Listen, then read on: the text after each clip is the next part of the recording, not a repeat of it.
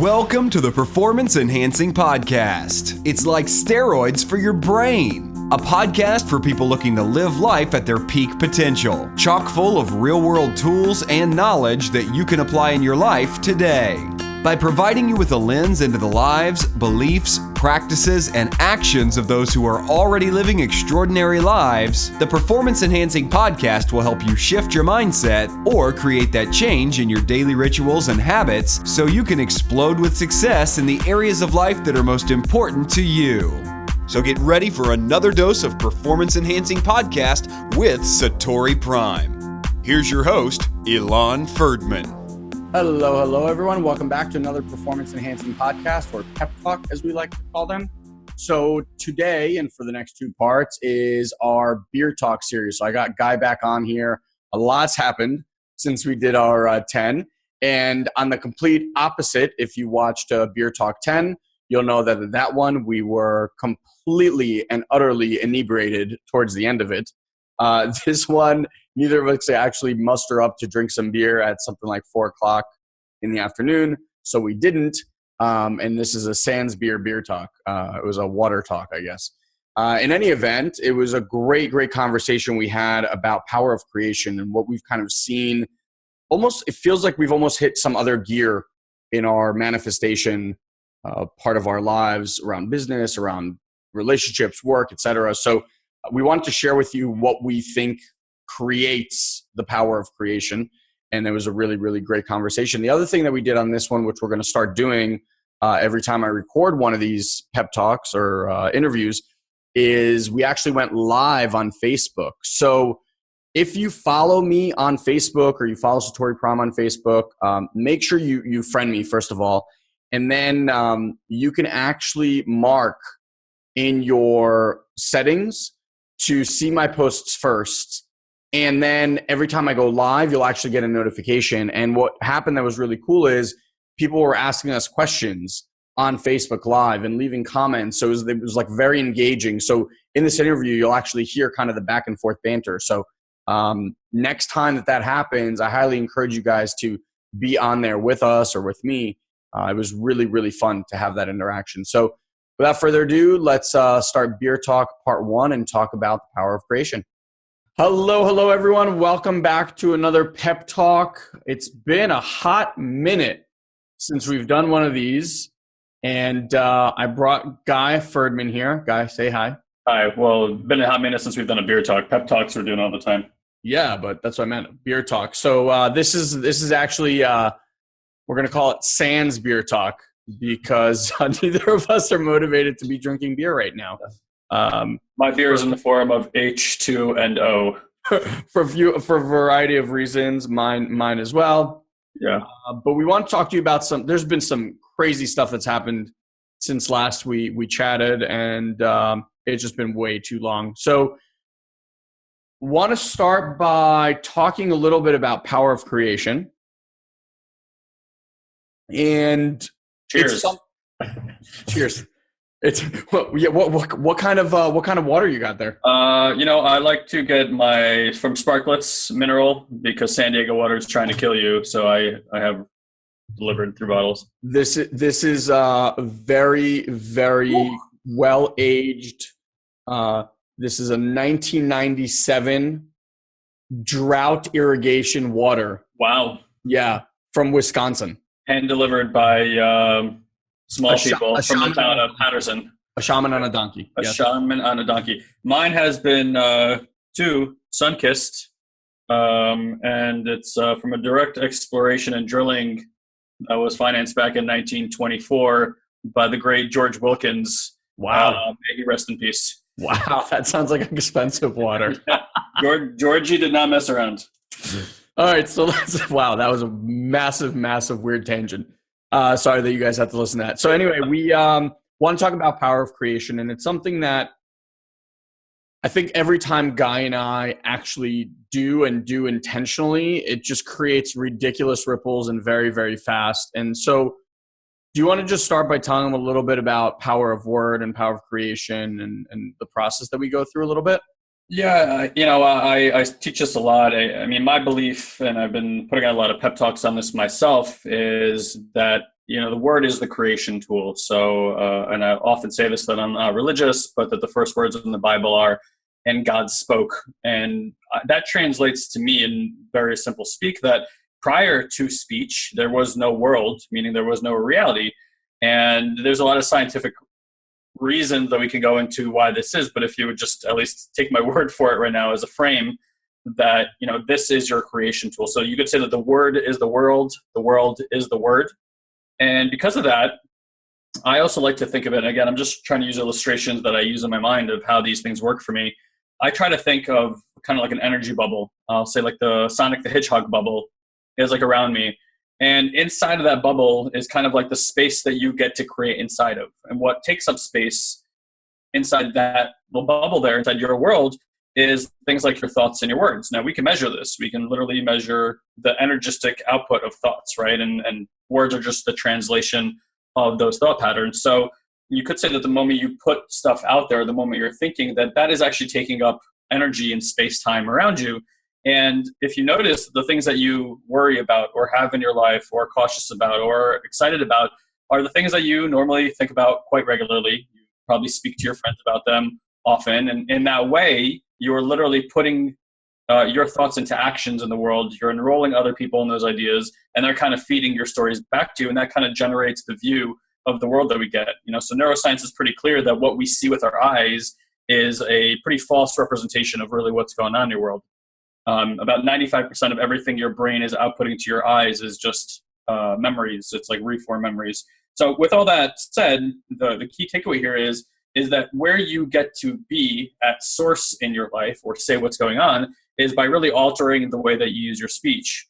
And Elon and I, for well over a decade, have been studying language and its effect on human beings. And we've seen this phenomenon at work for people left, right, and center. And when people have, certain issues going on in their life that seemed like they've been going on for decades, the reason is mostly they haven't stopped talking about it. They just keep regenerating that experience over and over again.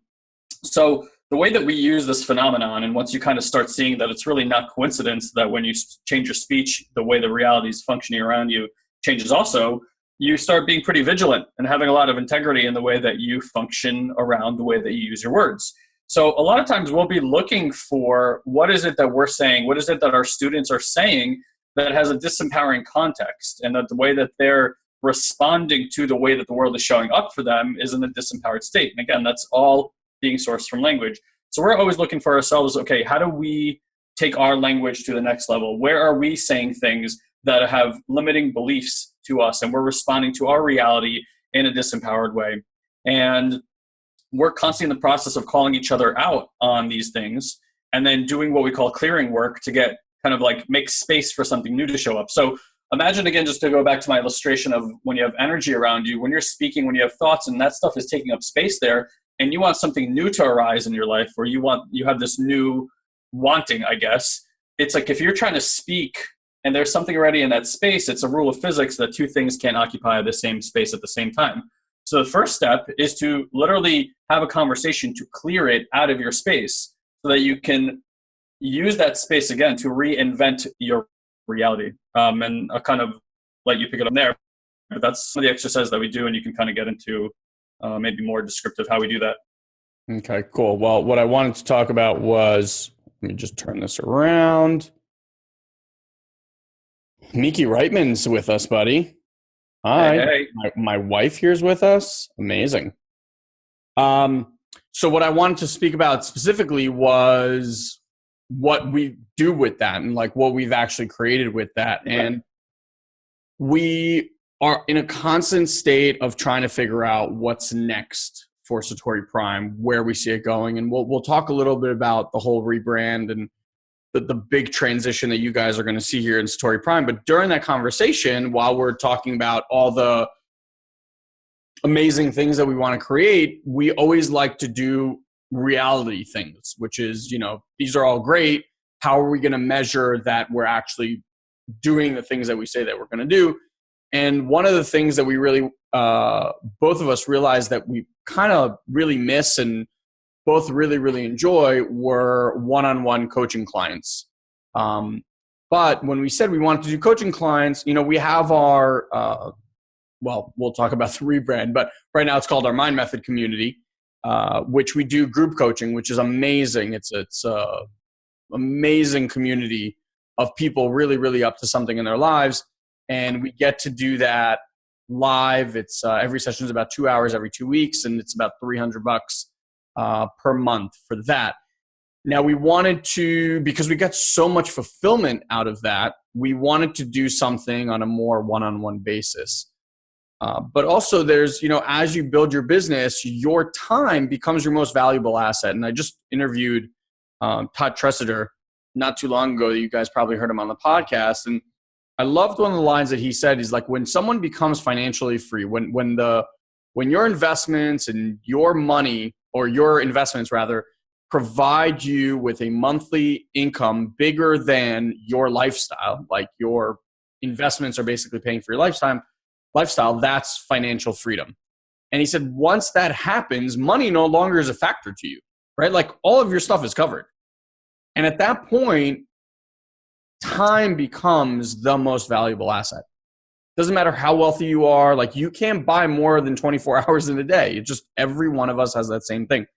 And so from that rationale, when you get to this point, you just kind of think like, well, if I was to invest my time with someone or something, what would that need to look like? And that's kind of where we let our minds just go into this creation mode. And one of the things that we created was that by year's end, we have 10 one-on-one clients, because that's pretty much as large as we ever wanted to make this. Basically 5 for me, 5 for Guy. And we were going to charge 36 grand for the year. So 3 grand per month. And we created that. That was on a Friday. Within a span of 3 or 4 days, I don't remember what it was, I had fought. We didn't promote this. We didn't market this. We hardly shared this with people. And yet within 3 or 4 days, we had 4 or 5, I don't remember, it was 4 emails or 5 emails of people asking us if we do this kind of high-end coaching because they have someone in mind that they wanted to send to us. And I remember sending these to Guy and being like, can you fucking believe this shit? Like, we got to do this more often.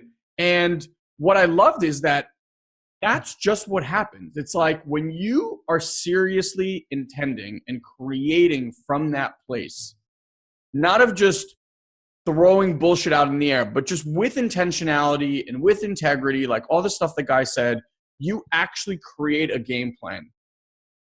This is how I know when you're in flow state or not. When you just say stuff and it just occurs and it finds its way to you, I get to a point in my life where I'm like, Elon, just start saying more. Right. Just start speaking more stuff into the existence.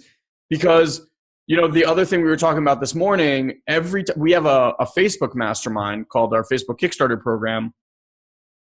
And every time that we put the final date, like the start date of when it happens, as soon as we say the final start date, literally within like a week or 2, we pretty much fill the entire course.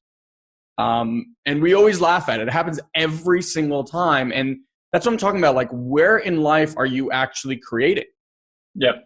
Well, I want to speak to that really quick. So I think part of that is that we treat everything we're doing like it's a game.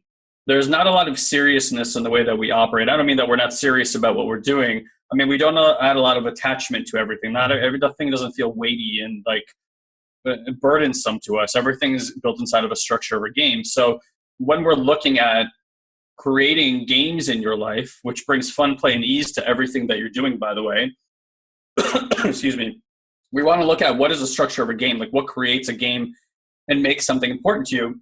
Excuse me again. Part of that is having clearly defined rules, right? You want to make sure they have very clearly defined rules. And inside those rules, one thing has to be more important than something else, right? Like getting this ball in that hoop is more important than holding the ball over here. So that's like a set of rules. The other thing is that there has to be a finite amount of time. Like you can't just say, well, I want to be a millionaire. Great. Okay. You might achieve that, but if it takes 30 to 40 years from now, not very functional for you if you're looking to do that in the next few years. So again, these are the key elements, again, for a game, is to make sure that you have rules and a finite amount of time.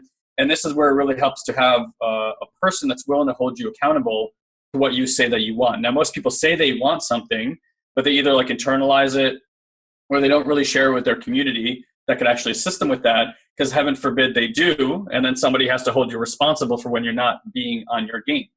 And what Elon and I have gotten really good at over the last decade plus is holding each other very much accountable to what we say that we want. We do the same thing for our students, and we show them the power of that, because there's a natural way that humans give their word to something, and then they want to like wriggle, and wiggle their way out of that. So a lot of people who have addictions with like smoking or drugs or alcohol or whatever it might be, oftentimes won't say, hey, I'm quitting, to their friends, because then they know that someone's actually going to hold them accountable for that. Yeah. And I'm telling you from personal experience of having quit smoking cigarettes and stuff like that.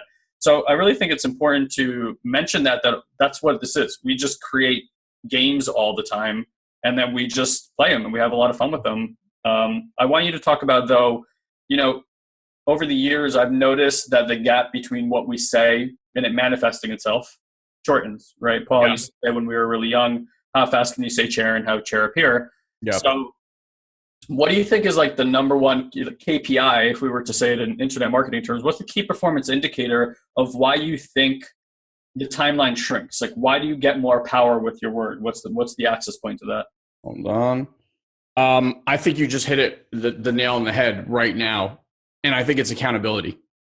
I think it's accountability, and I think it's sharing. There's a movie, I can't remember the name of the movie for the life of me. I use it all the time, but there's this scene in the movie where like the whole movie is kind of this devil is the character. It's not like a dark movie by any stretch of the imagination, but there's a place where he goes to a birthday party and he's like a normal person. And this girl's about to make a wish on her birthday cake. And everyone's like, make a wish, but don't tell everybody, don't tell everyone. And he kind of looks to this guy that he's with and he goes, I did that. And he's like, did what? He's like, I convinced everyone not to share their dreams. Yeah. And I was like, holy fuck. That the scene from Usual Suspects where he's like the greatest trick that he ever pulled. Well, I kind of use it. The greatest trick the devil ever pulled is convincing people not to share their hopes and dreams.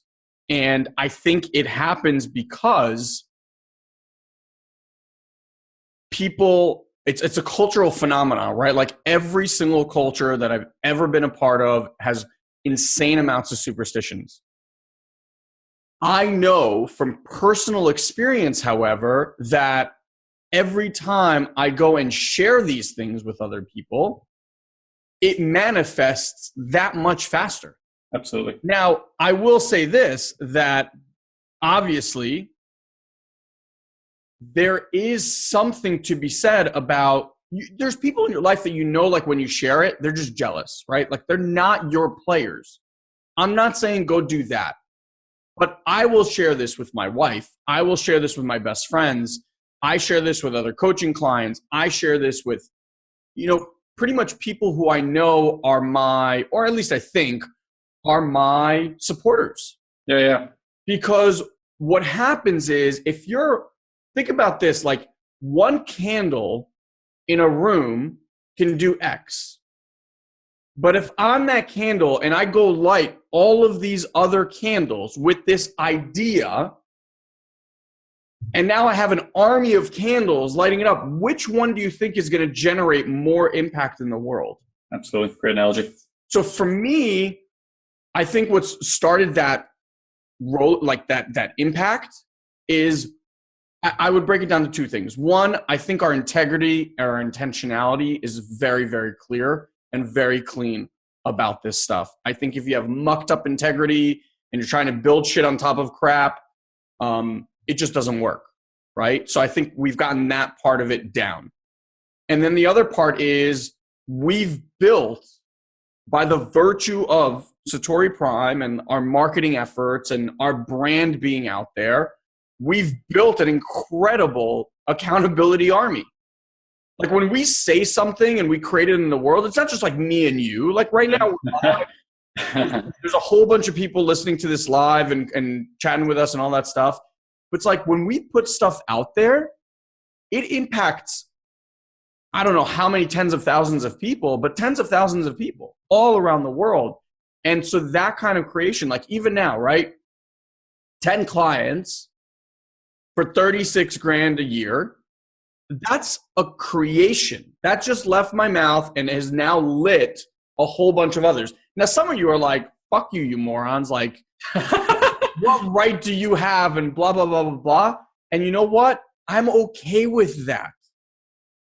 I'm okay with that. I know where my mission and I know where my intention comes from. And I know that most of you on there are like, yes, do that, because then you create more of these global transformational leaders and more people lighting up the world, and we get to live in a better place. And I know that you guys know that we can do that. And so creating this together, why not? Like, this is my birthday wish, right? Yeah. And so just life lesson, I'm telling you right now, anything you want to manifest in your life, share it.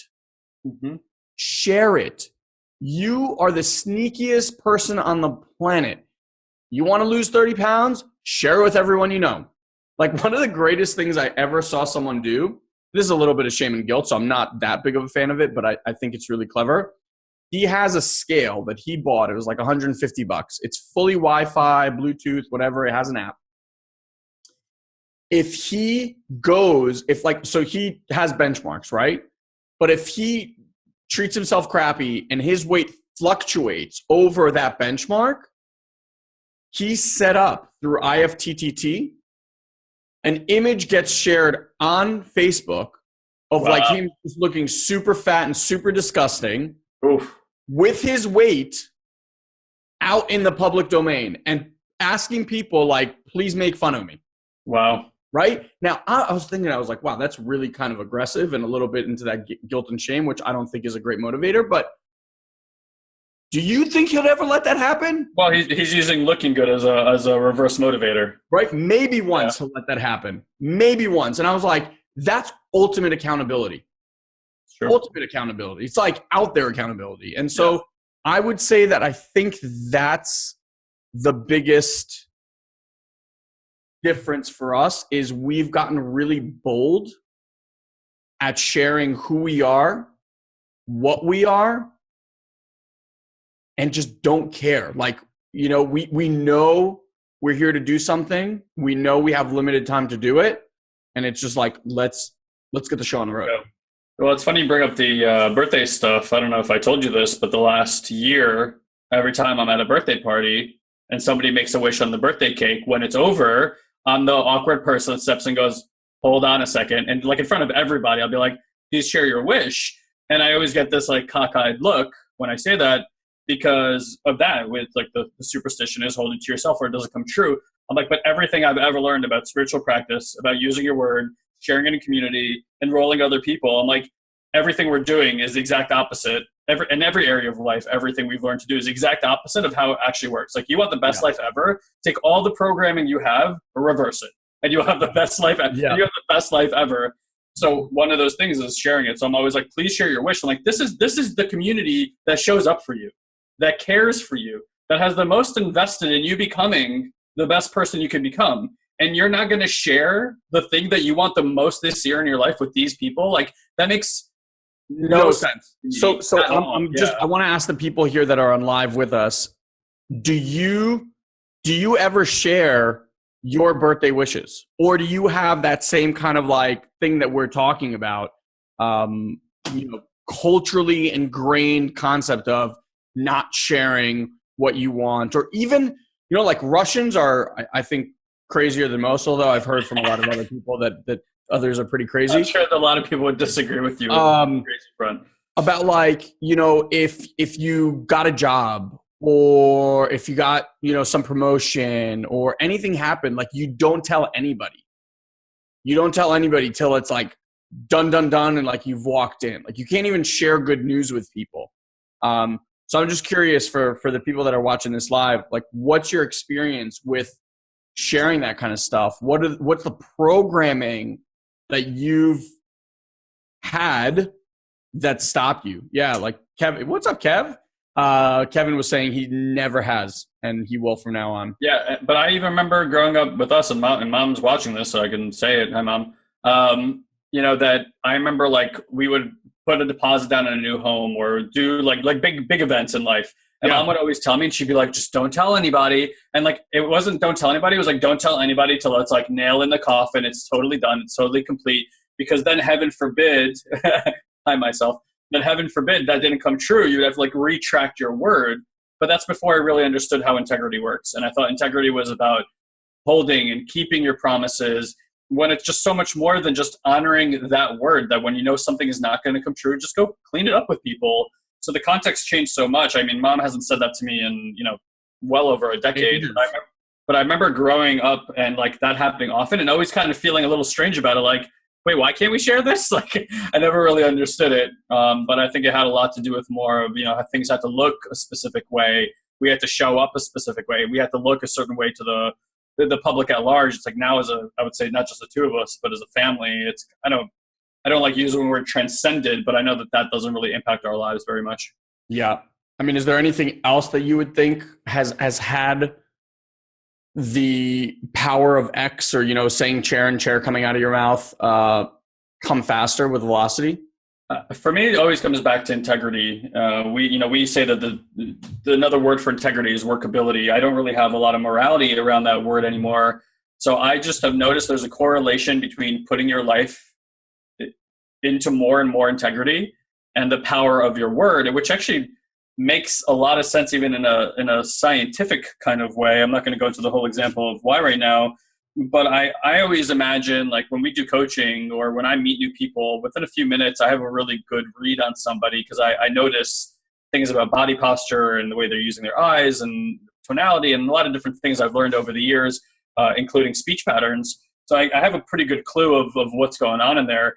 Then what I notice is it's like if you do integrity work, like before you really start doing this kind of work, it's like you have your room, you have this white carpet, and on the white carpet is all this dirt, just like dirt everywhere. And as you clean away the dirt, it's like experiences that you've now been able to go through and completed. Now, other people show up in your room and they have dirty boots and they like make that spot on the carpet dirty again. You can recognize it very quickly. So integrity is just doing, again, that work. It's that work to create space again in your life where there's no space, so that when you create, when you give your word to something, there's a lot of power behind it. And for a lot of people who are trying to create stuff, they're just in a cluttered room. And yeah, they have these hopes and these wants and these dreams, but it's like, they're trying to create something, put it in a space, and there's all this crap already there, so it doesn't go anywhere. Yeah. And that's a lot of where I see like people doing positive thinking. They just kind of cover up the dirty stuff instead of really admitting to themselves and doing the work and getting responsible for stuff that hasn't worked, seeing that they were at the source of it not working, and not necessarily like in an ugly, demeaning or guilt-driven way, just taking responsibility for it. And then, once that's cleared out, you'd be surprised like how much magic can happen in your life, like how much your word actually means. It's honestly, for me, it's all you have. Yeah. You mess with that, you're messing with your life. Very, very true. All right. So sorry guys for that. I'm just trying to switch this camera back and forth for you guys, which might be more of a headache, but I'm doing my best. People, do my best. All right, so I'm just curious here. There's some people that wrote here. All right, so Mike Zemoff writes, "Fuck no, I'm afraid someone will steal my idea. Oh, and I'm Russian." There you go. Rita, hi, mama. Yes, I'm Russian, and I will share with family. Isaac, what's up, brother? Being married to a highly intuitive woman, I've seen it personally time and time again. When my wife wants something, she immediately shares it. With due time, it happens. There you go. Proof is in the pudding. That's the beauty. Marcus, being judged based on a dream of action has always been a fear of mine. Well, are you willing to let that go? Jason Walsh, I'm Irish, and we're like the royalty of superstition. I guess you've been conditioned, or my belief system was share it when it's achieved. Isn't it amazing? Like, I'm just, that's the thing I found. It almost doesn't matter what culture. It's kind of always been sorry, guys. It's always been that same thing. Man, I got to get a better holder. Do this for you guys. I'm sorry for all the camera shaking. Yeah, it really is just shocking how, and God damn it. It's funny to watch from both sides. I can imagine. So I just want you to like take it a step further. I want you guys to realize that this conditioning, like if you were this conditioned to do this, and like Isaac said, for example, he has proof that in reality, his wife is doing these things and it is occurring very, very differently. Okay. Think about how many other areas in your life you have these kind of conditioned responses to everything. Literally everything. You have blockages around money, it's because you've been conditioned a certain way around money. You have issues in relationships, it's because you're conditioned around relationships. You have issues around health, it's because you've been conditioned around health.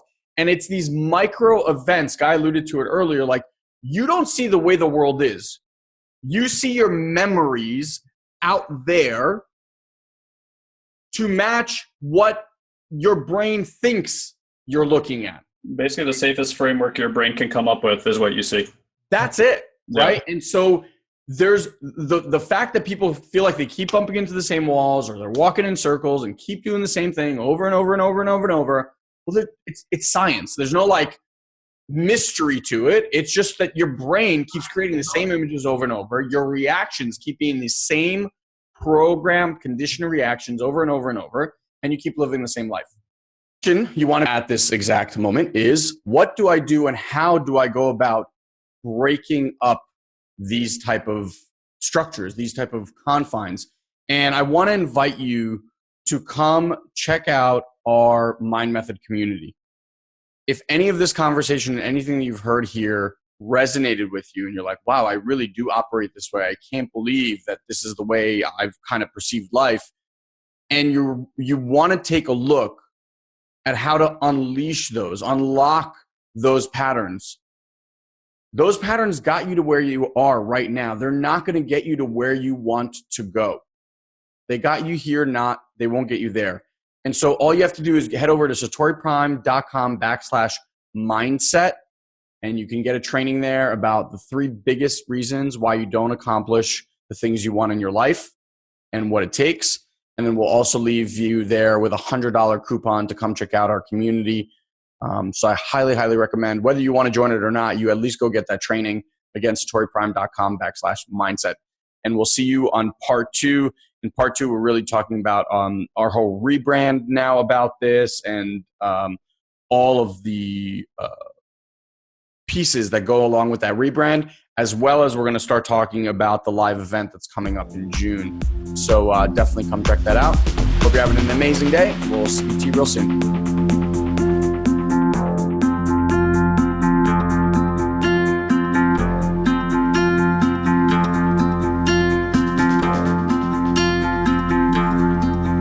Did you run through doors till you hit the floor?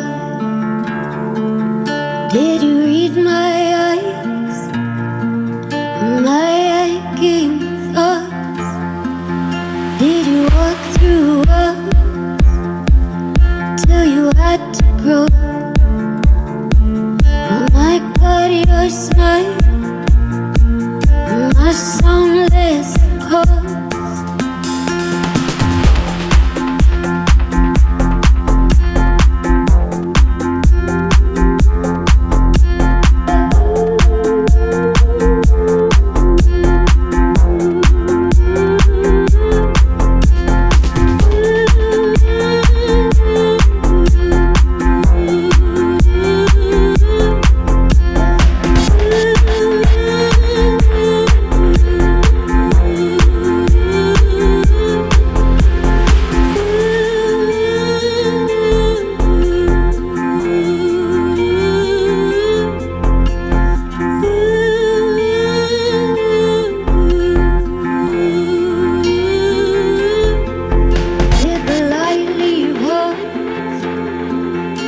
The sea